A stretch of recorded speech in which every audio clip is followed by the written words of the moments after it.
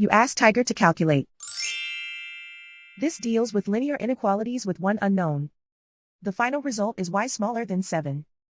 Let's solve it step by step. Group all constants on the right side of the inequality. Add 6 to both sides.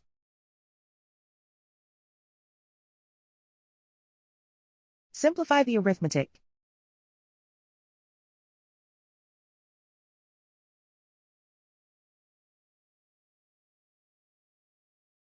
Isolate the y. Divide both sides by 3.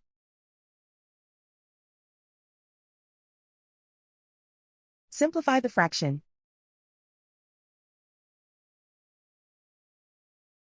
Find the greatest common factor of the numerator and denominator.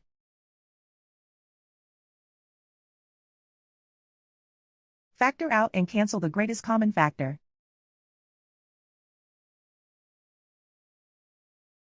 Plot the solution on a coordinate grid.